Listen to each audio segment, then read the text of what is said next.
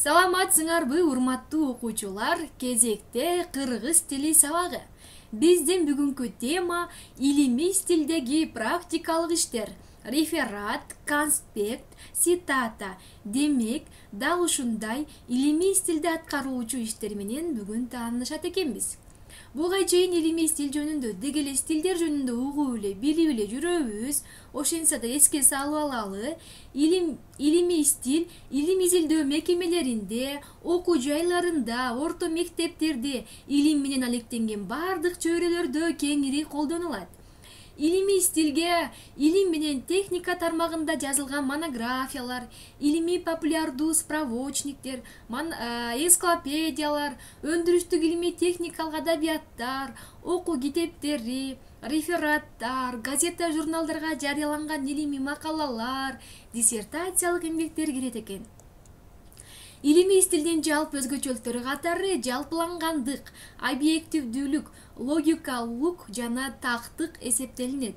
Урматтуу окуучулар, бүгүн силер татынакай болуп, дептериңерди алып, бүгүнкү күндү жазып, дал ушул маалыматтарды видеону токтотуу аркылуу өзүңөргө белгилеп алгыла. Дал ушундай илимий стилдин негизги жанры катары, түрү катары рефератты айтабыз. Бул окуучунун өзүнүн жеке ой жүгүртүүсүнө багытталган эмгек болуп саналат. Ал конспектилөөнүн негизинде ишке ашат. Кандайдыр бир тема боюнча жазылган кыска илимий эмгек деп аталып, илимий стилди калыптоодо чоң мааниге ээ. Албетте тактыгы, маалыматтардын арбындыгы, тилинин жеткиликтүүлүгү менен айырмаланууга тийиш. Реферат төмөнкүдөй тартипте түзүлөт. Кириш бөлүмү бул биринчи. Рефераттын темасы болгон чыгарманын, илимий эмгектин автору жөнүндө кыска маалымат, сөз болуп жаткан чыгарманын жазылыш тарыхы жана башкалар жөнүндө дал ушул кириш бөлүмүндө сөз болууга тийиш. Негизги бөлүк деп аталат экинчи бөлүгү. Бул болсо тема боюнча кыскача, бирок абдан жеткиликтүү илимий маалымат берүү керек. Үчүнчүсү болсо жыйынтыктоо, корутундоо бөлүгү деп аталып, мында дал ошондой баяндалып жаткан маалыматтарга карата анын мааниси тууралуу жыйынтыктар, жалпылоолор берилет. Рефератта илимий маалымат гана берилбестен, референттин жазып жаткан материалга карата мамилеси, баасы чагылдырылат дейт. Албетте силер реферат жазган учуруңарда буга чейин кээ бир предметтерден реферат жазып жүрөсүңөр, тек гана ошол жазып жаткан учурда илимий эмгектерден, ушундай энциклопедиялардан маалыматтарды гана алып келип койбостон, дал өзүңөрдүн ошол материалга карата, ошол темага карата бааңар, мамилеңер, көз карашыңар чагылдырылып турууга тийиш болуп саналат. Референт деген бул реферат жазуучу, окуучу деп түшүнсөңөр болот. Реферат референттин өз сөзүнөн турат, албетте. Анда айрым зарыл деп эсептелген учурларда цитаталар колдонулат экен. Цитатаны силер буга чейин пайдаланып жүрөсүңөр, дил баян жазганда, эссе жазганда, Цитата бул илимий иштерде дагы эске алынуучу маанилүү таяныч катары эсептелинет. Бирөөнүн оюн өз оюңду бекемдөө үчүн колдоносуң. Шилтеме берилип, ал кайдан алынганы көрсөтүлөт, атайын шарттуу белгилердин болуусу кажет экен. Демек, азыр биз реферат жана андагы цитата жөнүндө сөз кылдык. Азыр болсо бир референттин жазган рефератынан кыскача үзүндү окуйлу. Референт жазып атат. Алгач ушул стилизациялоо дегенге бир аз токтолуп кетели. Көркөм адабияттагы тилдик стилизациялоо дегенде жазуучунун атайын максат менен бүтүндөй бир чыгармада же анын айрым бөлүктөрүндө баштан аяк бүт баяндоодо же каармандардын кебинде кандайдыр бир доордун, улуттун, жергиликтүү калктын тилинин өзгөчөлүктөрүн, функциялык стилдин, ошондой эле жеке жазуучунун адабий агымдын, жанрдык стилдик өзгөчөлүгүн элестетип берүү үчүн болгон иш-аракети катары түшүнсө болот деп биз бир рефераттан үзүндү окудук. Карагыла балдар.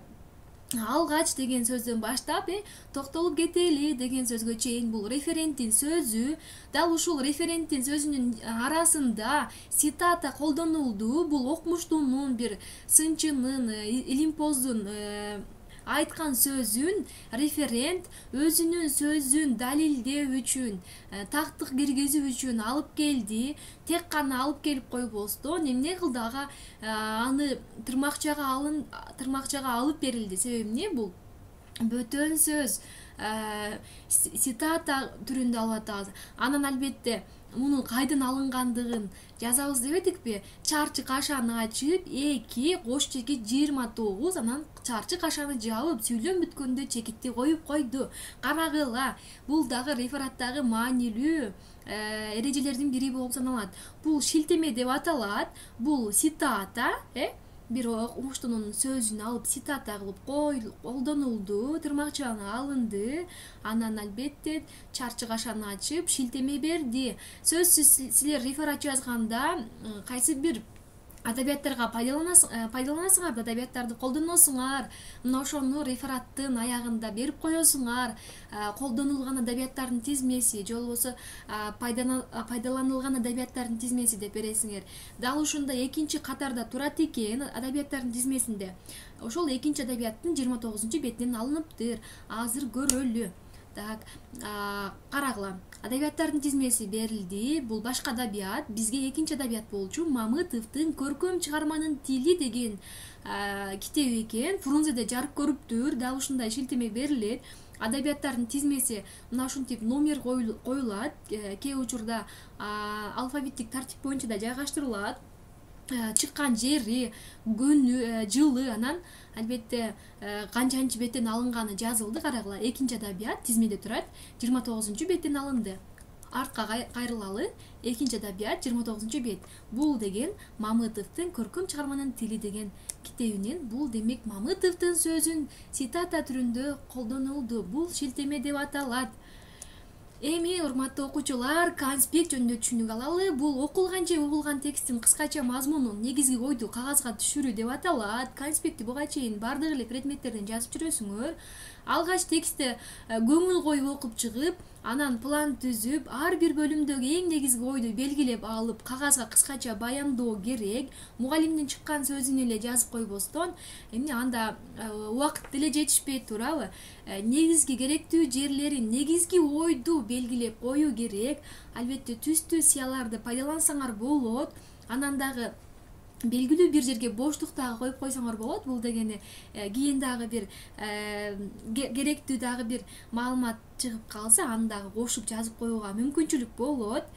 Демек, мисалы мен силерди адабият сабагынан конспект жазылга деймин, акын жазуучулардын туулган жылын белгилеп аласыңар. Дал ошол бир эле, эки эле сөз менен жазылган сөздү караганыңарда, сүйлөмдү караганыңарда, силер ошону узак бир сүйлөгүдөй деңгээлде болууңар кажет.